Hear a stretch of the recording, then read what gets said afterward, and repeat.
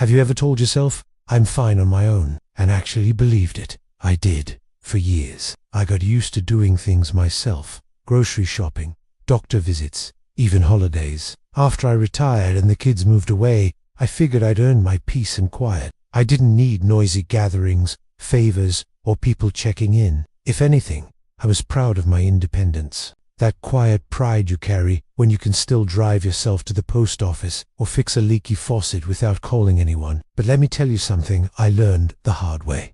Being independent and being alone aren't the same thing. And when your health takes a sharp turn when you're lying in bed, wondering if you should call someone or just wait it out, you start to see things differently. It all started with what I thought was just a cold, a cough, a bit of a fever. Nothing major. I'd had worse. So I told myself the usual: drink tea, get rest, don't make a fuss. But the thing is, I wasn't bouncing back like I used to. A few days in, I was still exhausted. My breathing felt off. Just walking from the bedroom to the kitchen left me dizzy. And you know what I did? Nothing.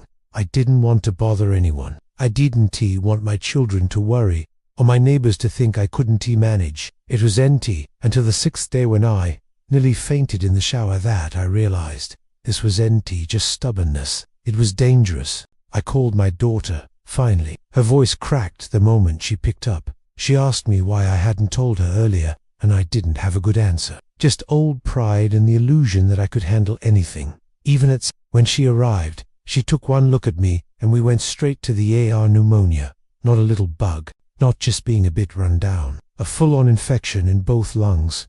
I spent 6 days in the hospital, and that's where everything changed. You see, in that sterile white room, hooked up to IVs and monitors, I saw something I hadn't allowed myself to see in years. People showed up. My daughter sat with me every day, rearranging her schedule without hesitation. My grandson Video called me every night, just to tell me about his school day. My neighbor, who I barely knew beyond the occasional wave, dropped off meals at my house for when I came home. And I felt something I hadn't felt in a long time. Not just relief, not just love, but connection. That's what this video is really about.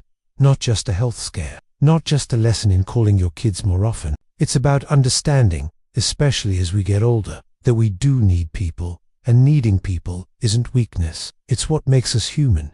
As we get older, our circles tend to shrink. Friends move, loved ones pass, and sometimes it feels like pulling back is safer, quieter, easier.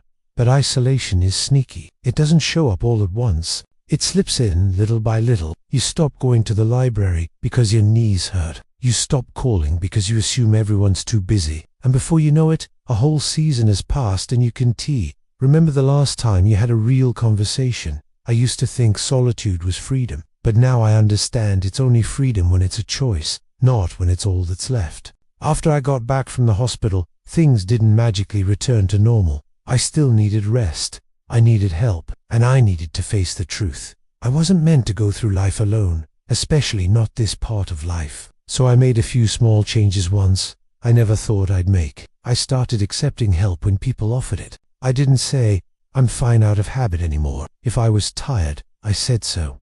If I needed a ride, I asked, and the world didn't fall apart. In fact, something better happened. People leaned in. My neighbor Margie invited me to her church's community lunch. I went, nervously, and ended up staying 2 hours longer than I planned, just laughing, telling stories, and realizing that everyone there was looking for the same thing I was. A little warmth, a little company, a little purpose. I joined a weekly walking group at the park. It's 20 minutes, once a week, and even though I walk slower than most, no one rushed me. We talked about books, grandkids, aches and pains. I hadn't felt that kind of companionship in years. The point is, reaching out doesn't mean giving up independence. It means giving yourself more of what actually keeps us healthy. Connection, laughter, someone to call when things go sideways. And here's the most surprising part. Once I started letting others in, I felt more alive, less afraid, more rooted in the world around me. Because no matter how strong we are, or how many years we've proudly carried ourselves through tough times, there will come a moment when we need someone, and when that time comes, the relationships we've nurtured or neglected will make all the difference. I know it's not easy. I know it takes vulnerability. Maybe you've been burned before. Maybe people let you down. But I'll tell you this, The risk of connection is worth it, and it's never too late to start. Let's keep going. There's something comforting about routine, especially as we get older. We know what we like. We know how we like things done.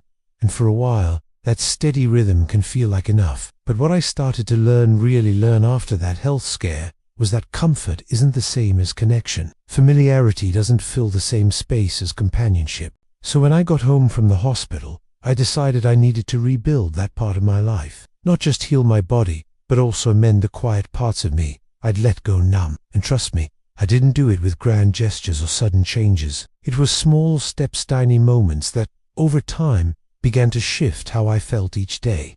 The first thing I did was simple. I made a list of 5 people, just 5. People I used to talk to more often, or people who had reached out that I never followed up with. An old friend from my volunteer days. Even my barber, who always used to ask how I was doing, but I rarely gave more than a polite answer. And I made a promise to myself.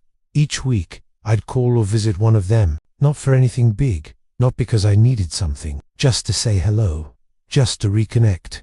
The first call was awkward, I won't lie. My friend Doris answered like she didn't recognize the number, but as soon as I said, "It's me," her voice lit up. She said, "I thought you'd fallen off the planet." We laughed. We talked for nearly an hour, and I hung up the phone feeling lighter than I had in months. Sometimes, all it takes is one person saying, "I'm still here." Now, I know not everyone has a long list of people to reach out to.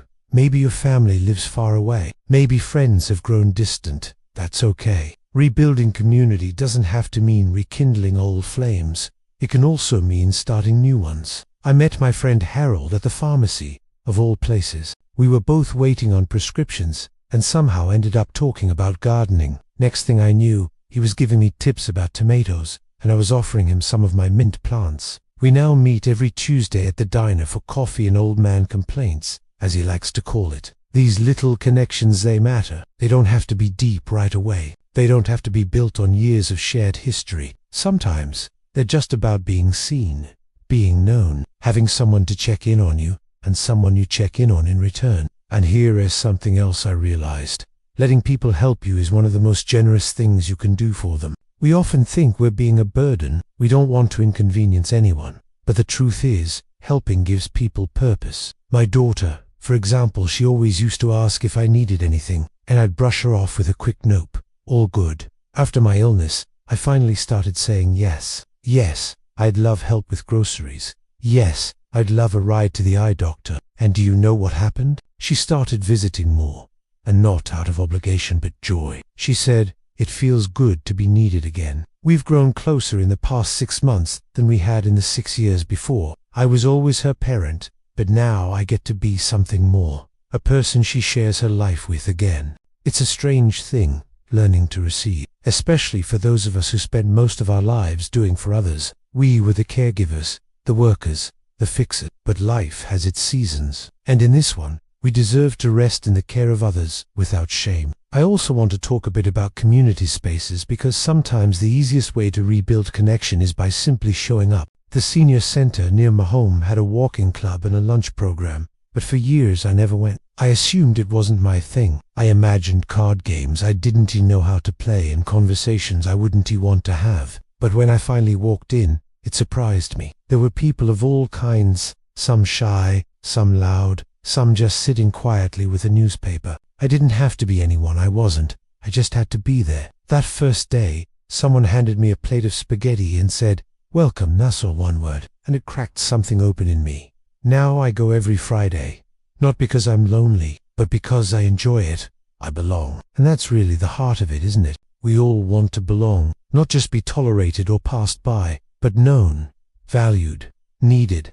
And age doesn't take that desire away, it only makes it more precious. There's something so powerful in simply deciding that it's not too late. Not too late to make a new friend. Not too late to say I miss you, or let us catch up, or would you like to come over for tea? Even if your world feels small right now, even if you're used to silence or tired of disappointment, I promise you, one small act of reaching out can start something real. So if you're watching this and nodding along, if this feels familiar, maybe today's the day to send that message, make that call, accept that invitation, or offer one. We weren't meant to walk this road alone. and there's no shame in needing company along the way. Let's keep going. The funny thing is, once I opened the door to connection, even just a crack, it started showing up everywhere. It wasn't just the lunch group at the community center or Harold at the diner. It was the clerk at the grocery store who started remembering my name. The woman 2 houses down who waved me over to show me her blooming roses. The young couple who moved in next door and offered to shovel my walkway after that surprise cold snap in March. None of them were trying to become my best friend or move in with me, but all of them, in their own way, were adding warmth back into the edges of my life. And slowly, I began to realize something I hadn't felt in years. I wasn't just surviving anymore. I was part of something again. A neighborhood, a family, a quiet web of people who saw me and who I saw in return. When we're young, we think connection has to be big, dramatic, a best friend who knows everything, a partner who finishes our sentences. But at this stage of life, connection can be a lot quieter and just as powerful. It can be someone saving you a seat, someone remembering your birthday, someone calling just to check in on your cough. And you know what's even better?